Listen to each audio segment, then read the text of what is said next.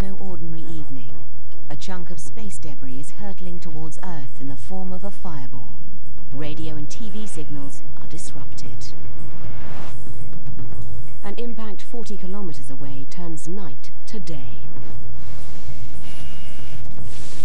The energy of 100 nuclear bombs is released. For now, everything is silent. 7 seconds after impact, the shockwave begins. While the ground is quaking, winds of supersonic velocity tear the region apart.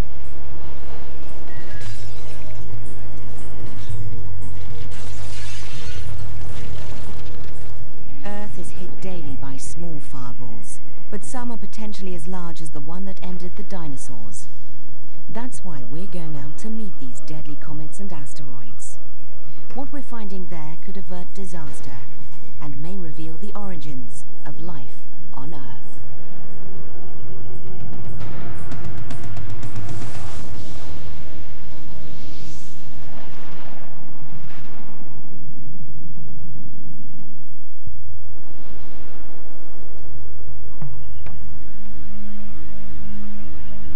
It's difficult to imagine the danger posed by a fireball from space. But in the early morning of January the 18th, 2000, residents of a remote town of the Canadian Yukon received a powerful wake-up call.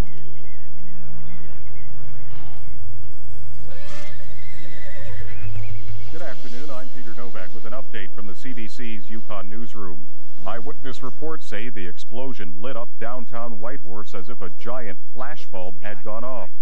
We were starting to get reports from people that they had heard a very loud boom, had felt like a shock wave.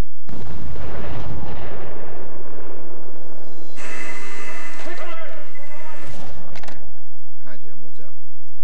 How big do you think it was? They were saying we've got a big event, it's over Canada, and in the process of entering and detonating, it took down about a third of the Yukon power grid. Line 1, good afternoon.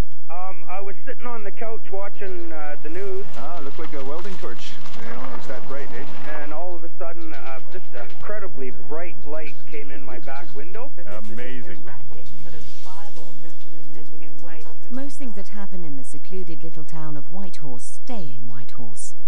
But the blast in the sky that morning got a lot of people's attention, including high-ranking officials in the United States government.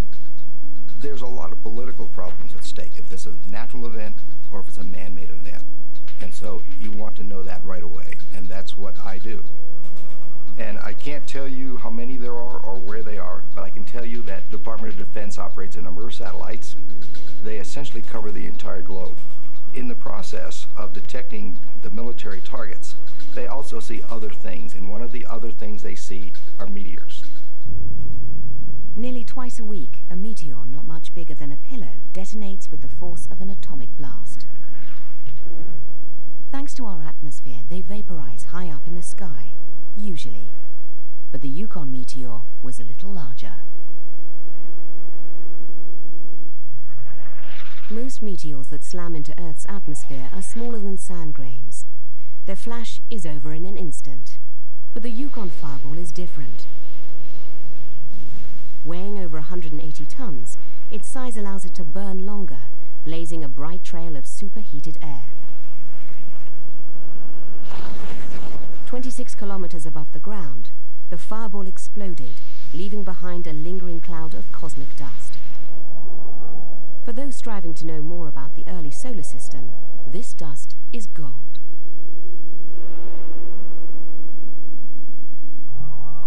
One man with nothing more than a keen sense of the terrain tried to discover if fragments of the fireball made it to Earth.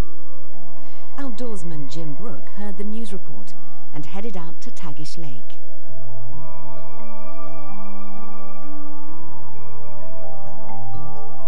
I knew that if there was anything to be found, the best chance would probably be traveling on the lake. Nobody at that time had a clear idea of exactly where it would have come down.